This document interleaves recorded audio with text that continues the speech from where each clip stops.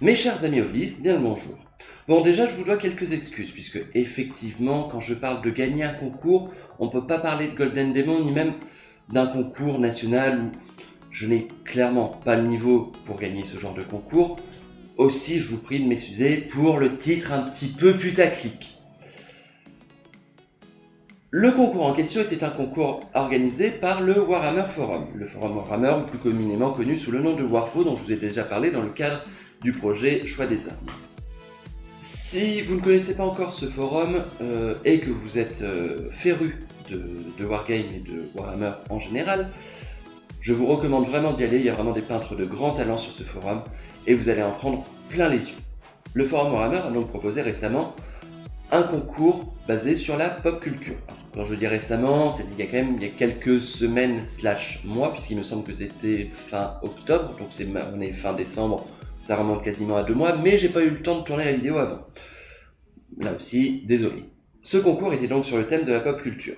Vous avez ici quelques images de participation, et j'ai donc décidé de me baser sur le personnage de Prince of Persia pour ma participation. Il se trouve que j'avais une figurine qui convenait quasiment parfaitement, en l'occurrence cette figurine-là de Raging Heroes, qui fait partie de leur gamme voleur.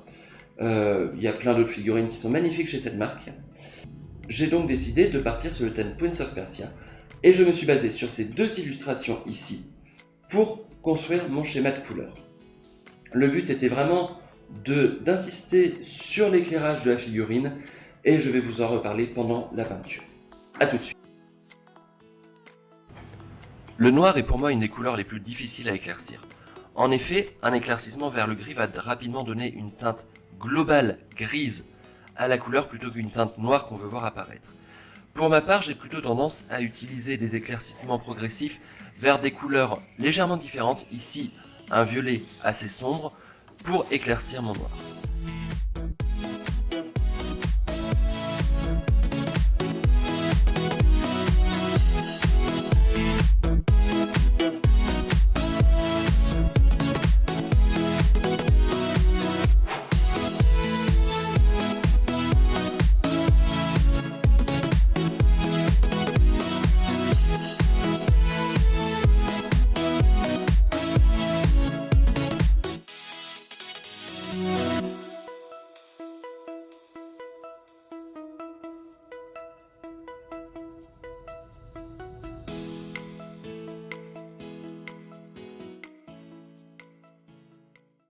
Proportionnellement au temps passé sur la figurine, j'ai passé beaucoup de temps sur la peau. Tout simplement parce que je voulais que la peau ressorte bien sur la figurine, même si elle est relativement peu présente en termes de surface. Pour cela, il est important de donner de la carnation à la peau et de ne pas se contenter uniquement des teintes dites de chair, que ce soit les gammes Games Workshop ou d'autres marques. En effet, si vous étudiez une photo d'une personne, vous vous rendrez compte que ce n'est pas seulement un nuancier de beige. On y retrouve du bleu, du jaune, du rouge, et ce sont ces couleurs-là qui vont donner une carnation, un côté vivant à la peau, et j'ai voulu vraiment insister dessus en passant des glacis sur certaines parties de la peau.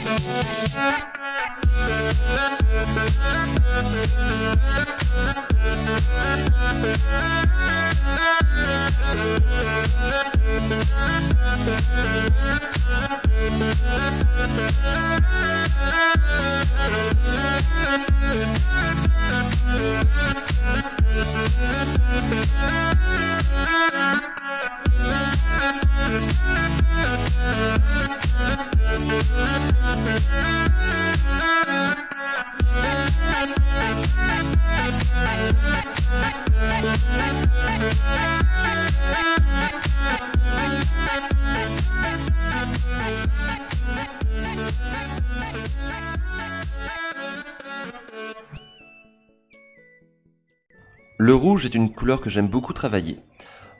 En effet, elle permet de mettre énormément de profondeur sur la figurine. Pour cela, je pars quasiment toujours d'un mélange de Corn Red et de Chaos Black. pour rendre mon rouge très profond. Attention toutefois, il est très important sur une peinture sur figurine de se souvenir que le rendu final de votre peinture sera toujours plus sombre que ce que vous voyez au moment où vous posez la peinture. C'est un phénomène qui est très important à prendre en compte pour pousser correctement vos éclaircissements et avoir des contrastes et des value colors intéressantes.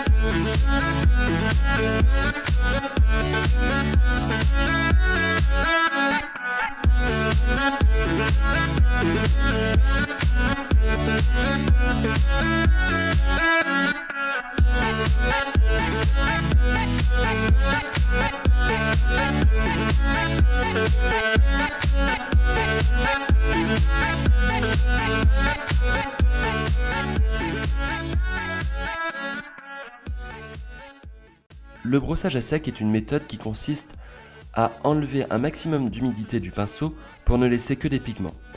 Ensuite, on passe le pinceau sur les reliefs de la figurine et les pigments vont venir s'y déposer naturellement. Cette technique a l'avantage de mettre en valeur les reliefs de la figurine très facilement. En revanche, beaucoup décrivent cette méthode comme une méthode soit de feignant, soit de débutant.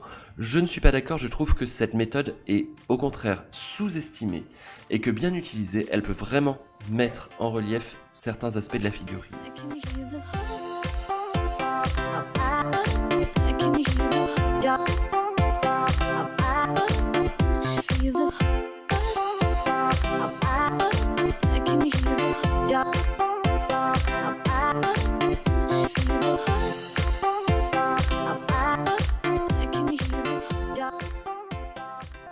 On a tendance à dire que le socle représente 50% de la valeur d'une figurine.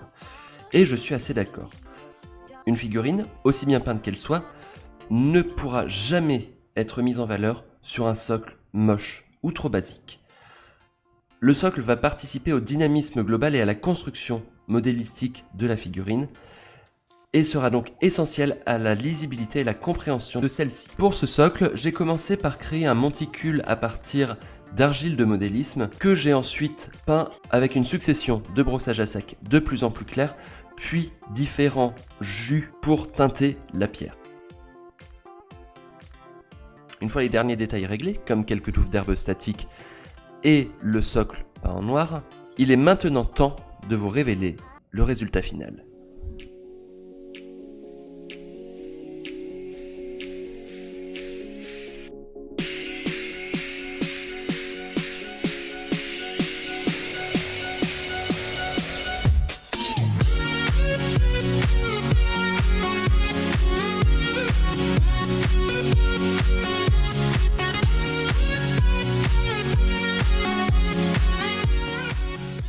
Et bien voilà, cette vidéo est terminée. J'espère qu'elle vous aura plu. N'hésitez pas à faire péter les pouces bleus et les commentaires. Et moi, je vous retrouve très bientôt pour une prochaine vidéo de peinture. Salut, bye bye!